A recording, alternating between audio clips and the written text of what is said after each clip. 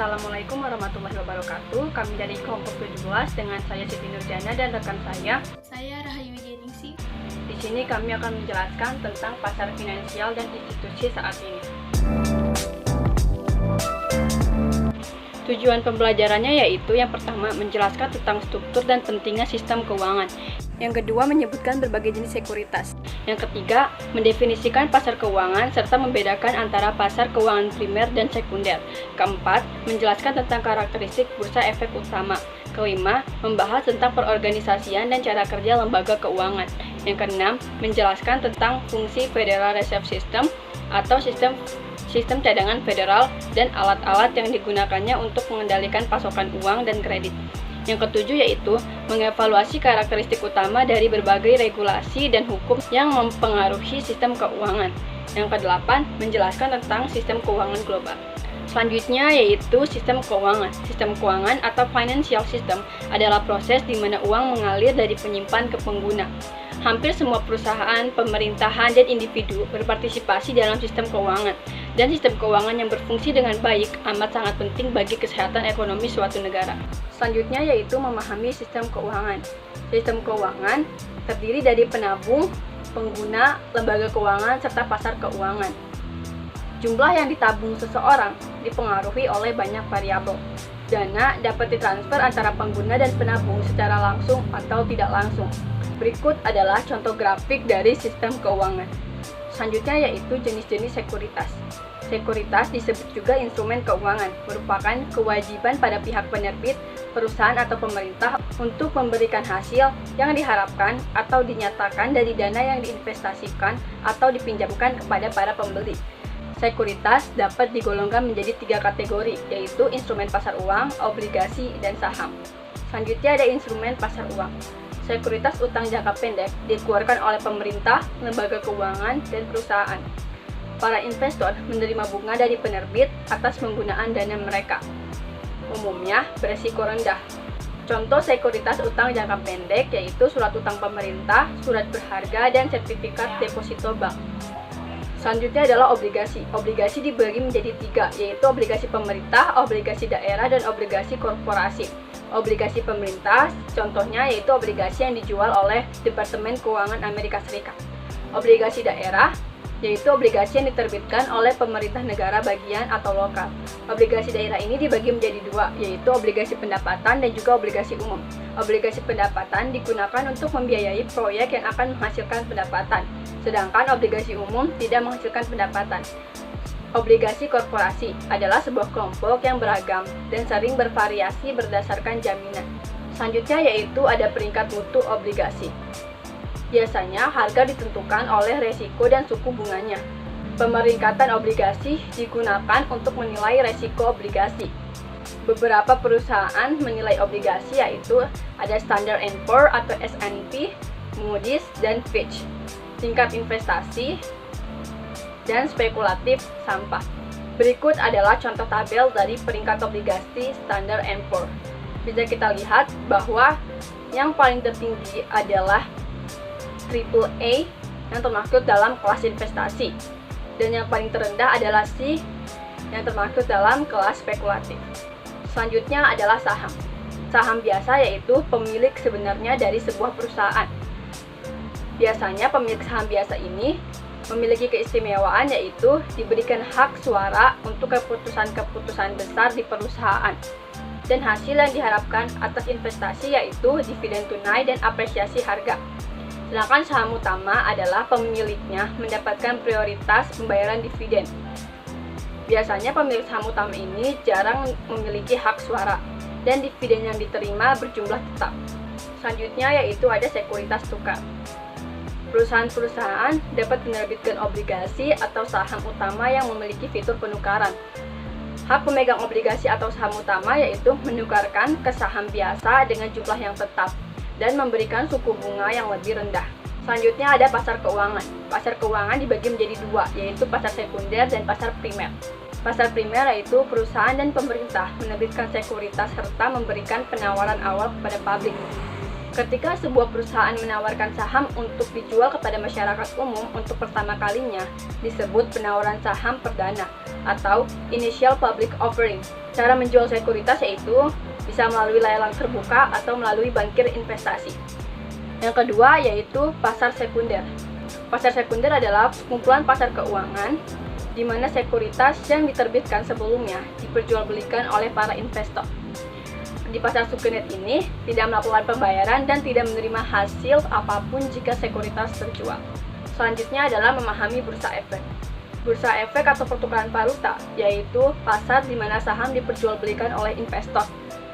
Kedua bursa efek terbesar di dunia, yaitu ada New York Stock Exchange dan bursa efek Nasdaq. Selanjutnya ada bursa efek. Bursa efek New York atau The Big Board adalah yang paling terkenal dan salah satu pasar saham tertua di dunia. Lebih dari 3.000 saham terdaftar di NYSE. Transaksi yang terjadi di NYSE terjadi secara tatap muka di lantai transaksi. Yang selanjutnya adalah bursa efek Nasdaq, yaitu pasar saham terbesar kedua, dan lebih dari 5.000 perusahaan memiliki saham mereka yang terdaftar di Nasdaq, tetapi lebih banyak yang merupakan perusahaan kecil. Semua transaksi di Nasdaq melalui internet dan dieksekusi secara elektronik. Selanjutnya ada bursa efek Amerika Serikat lainnya, yaitu ada The American Stock Exchange atau AMEX dan bursa efek regional. Dan selanjutnya adalah bursa efek lainnya. Hampir semua negara maju dan banyak negara berkembang juga memiliki bursa efek. Salah satu bursa efek terbesar di luar Amerika Serikat adalah London Stock Exchange. Selanjutnya adalah ECNs dan masa depan bursa efek. ECNs atau jaringan komunikasi elektronik. Pasar keempat, penjualan secara langsung dari saham-saham yang terdaftar di lantai bursa efek. Pembeli dan penjual bertemu di pasar virtual dan bertukar dengan satu sama lain. Biasanya berlangsung di INET atau di Archipelago.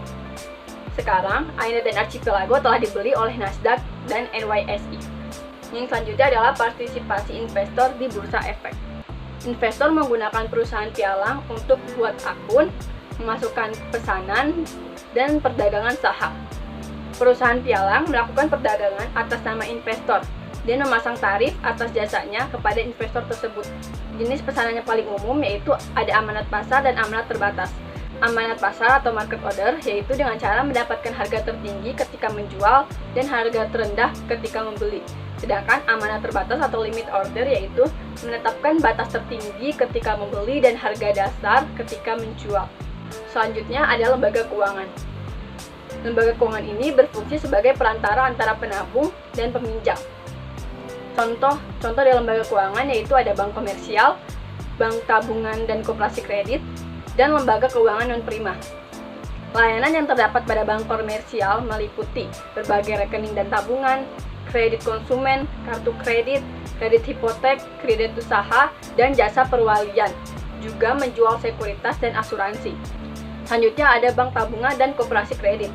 Bank tabungan disebut juga simpan pinjam atau lembaga penyimpanan.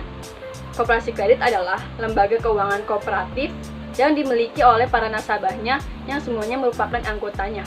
Selanjutnya ada lembaga keuangan non-prima. Contoh lembaga keuangan non-prima yaitu ada perusahaan asuransi, dana pensiun, dan perusahaan keuangan. Berikut adalah grafik dari lembaga keuangan. Bisa dilihat bahwa bank komersial memiliki total aset yang lebih tinggi daripada lembaga keuangan yang lainnya. Untuk selanjutnya akan dibacakan oleh teman saya, Rahayu Widyaningsih. Perbankan elektronik. Peningkatan jumlah dana bergerak melalui transfer dana elektronik. Jutaan bisnis dan konsumen sekarang membayar tagihan dan menerima pembayaran secara elektronik. Sebagian besar pemberi kerja secara langsung menyetorkan cek gaji karyawan. Jaminan sosial dan pembayaran federal lainnya dilakukan setiap tahun secara elektronik. Sebagian besar bank sekarang menawarkan kartu debit kepada pelanggan. Lebih dari 3/5 rumah tangga di Amerika menggunakan beberapa perbankan online. Perbankan online. Terdapat dua jenis bank online. Pertama, bank internet saja seperti ING Direct. Kedua, bank tradisional yang memiliki situs web seperti IP Morgan, Chase, dan Citibank. Alasan utama memakai bank online adalah kemudahan. Para nasabah dapat mentransfer dana, memeriksa saldo rekening, dan membayar tagihan kapanpun. Asuransi deposit federal ditetapkan oleh Undang-Undang Perbankan tahun 1933. memiliki arti bahwa jika suatu bank gagal, para pemilik deposito terasuransi diganti secara penuh oleh FDIC hingga senilai $250.000. Memulihkan kepercayaan masyarakat terhadap sistem perbankan. Sebelum ada asuransi deposito, orang-orang panik dan berlomba-lomba menarik uang mereka dari suatu bank. Asuransi simpanan menggeser resiko kegagalan bank dari individu ke FDIC. Bank tabungan dan koperasi kredit menawarkan berbagai layanan konsumen. Lebih dari 85% pinjaman mereka adalah pinjaman real estate. Koperasi simpan pinjam adalah lembaga keuangan koperasi milik deposan atau anggota. Koperasi kredit diciptakan untuk melayani konsumen. Depositnya diasuransikan oleh National Credit Union Administration atau NCUA yang fungsinya sama dengan FDIC. Lembaga keuangan non-penerima. Pertama, perusahaan asuransi merupakan sumber utama pembiayaan jangka pendek dan jangka panjang bagi kalangan perusahaan. Contoh Prudential dan New York Life. 2. Dana pensiun memberikan tunjangan pensiun bagi para pegawai beserta keluarga mereka. Dana pensiun banyak berinvestasi pada aset-aset. 3.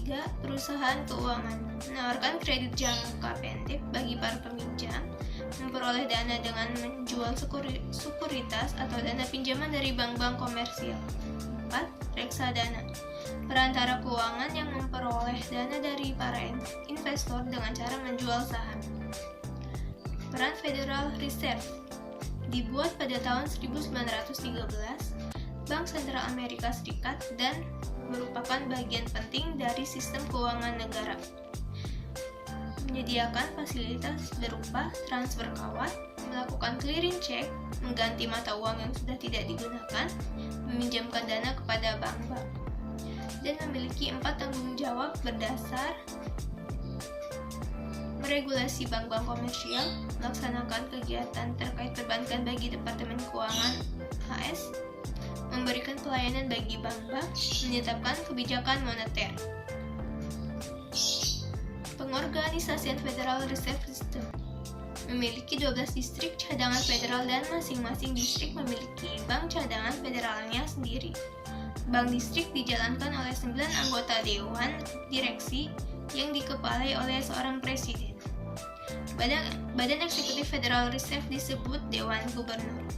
Mandiri secara politik, Federal Open Markets Committee atau FOMC menetapkan sebagian besar kebijakan mengenai kebijakan moneter dan suku bunga. Clearing check dan Federal Reserve. Clearing check adalah proses pemindahan dana dari penulis cek kepada penerima. Proses di mana data ditransfer dari penulis cek ke penerima adalah proses multilangkah yang dikelola dan diselesaikan oleh The Fed. Clearing check untuk UU Abad 21 adalah membuat proses ini lebih elektronik. Kebijakan moneter mengontrol suplai uang dan kredit. Ukuran suplai uang M1 dan M2. The Fed mengharuskan bank untuk mempertahankan cadangan. Tetapan tingkat diskon. Pengaturan sistem keuangan. Peraturan perbankan untuk memastikan kepercayaan masyarakat terhadap pengamanan dan keamanan sistem perbankan. Pengaturan pemerintah terhadap pasar keuangan atau SEC. Misinya adalah untuk melaksanakan hukum sekuritas dan melindungi para investor dalam transaksi sekuritas publik. Pengaturan industri secara mandiri.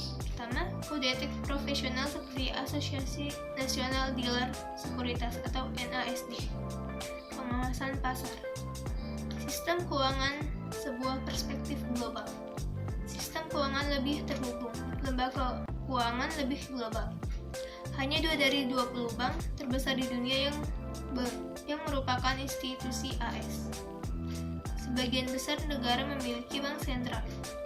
Sekian presentasi dari kelompok 17. Kurang lebihnya mohon maaf. Semoga ilmu tadi dapat bermanfaat bagi kalian semua. Billahi taufiq wal hidayah. Wassalamualaikum warahmatullahi wabarakatuh.